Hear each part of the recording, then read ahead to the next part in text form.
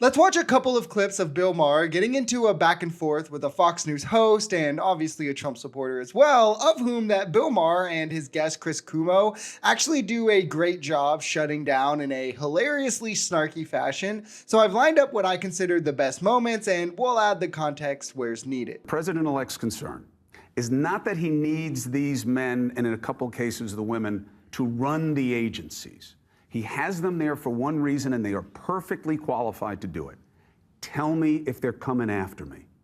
Yeah. He put Gates as AG, not because he can spell AG. It's because he can say, they can't come after you because I'm here.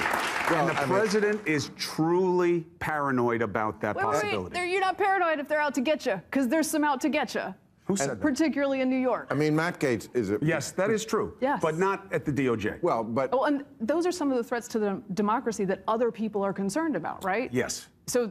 But why couldn't you get somebody who's like super qualified and has your back? I would ask the same question. Well... And I think there are plenty. Well, here's my answer.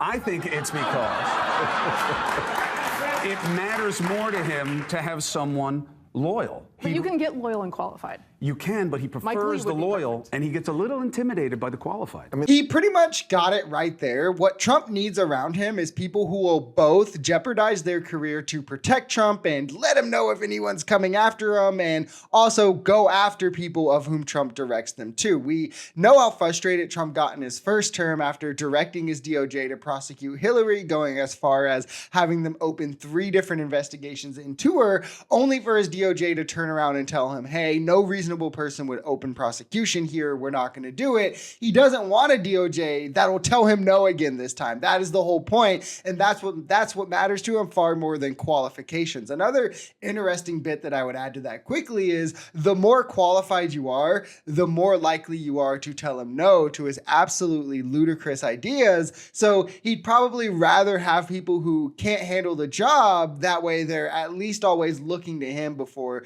they act or speak, which is what he really values. But if Trump had lost this election, right now, we would be talking about the votes that are still coming in Pennsylvania and Wisconsin, and he'd be in the courts, and we would just be all in a tizzy.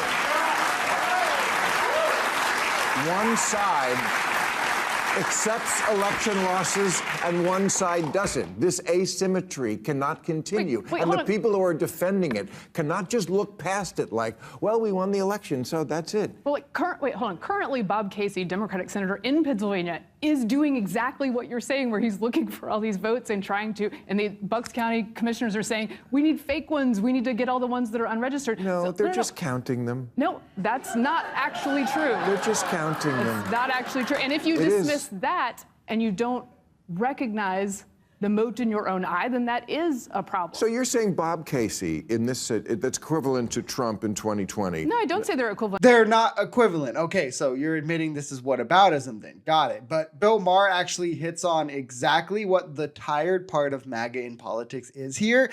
If they'd lost, we'd still be talking about how the election was stolen, right? Rather than them giving any credence to Democrats or saying it was a mandate for Democratic policies. But because they won, now we're supposed to act like it's a mandate. And the saddest part of it is we still have them talking about Democrats cheating in the races that the Republicans are losing, right? In California House races, when Gallego beat Carrie Lake, with the Bob Casey thing that she mentions in this clip. MAGA is now wanting you to believe that Democrats can cheat. They totally can steal elections. They did in 2020, and now chose not to cheat and lose the Senate and the presidency and the House in 2024, but they are deciding to cheat in a couple random small House races and one Senate race. And also, to be clear, what she's talking about here with Bob Casey isn't real. I mean, I think that anyone with common sense could understand that MAGA is making up more things, but Bob Casey was down by 29,000 votes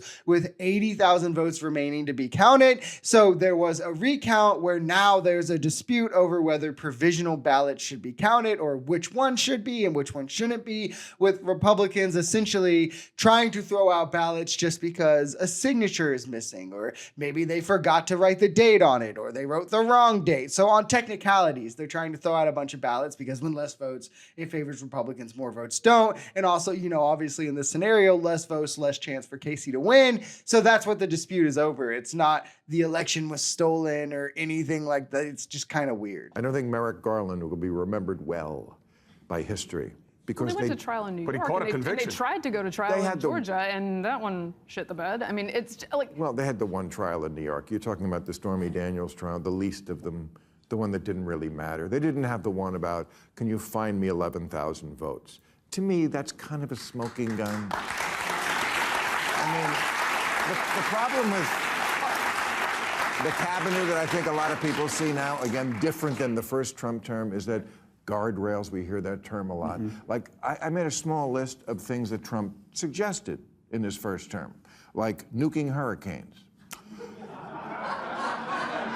bombing Mexico, shooting protesters in the legs, using a nuclear weapon on North Korea and then blaming it on somebody else, trading Greenland for Puerto Rico,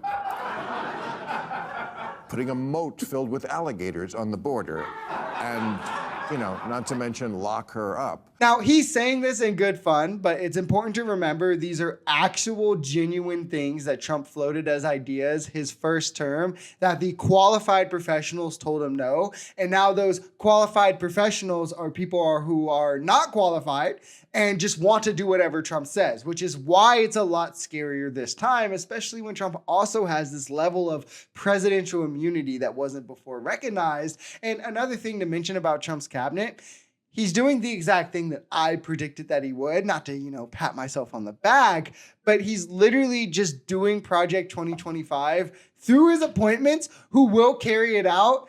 And they just won't ever mention Project 2025. His press secretary worked with Heritage to make Project 2025 and was in their commercials. Tom Homan, his border czar, wrote the border portion of Project 2025. Brendan Carr, who he just appointed to FCC chair, wrote the FCC portion of Project 2025. He's instilling loyalists rather than qualified experts. I mean, he's literally unrolling Project 2025 before our eyes as MAGA swore this wasn't his agenda, that we wouldn't have to worry. And it seems that, again, the left was right.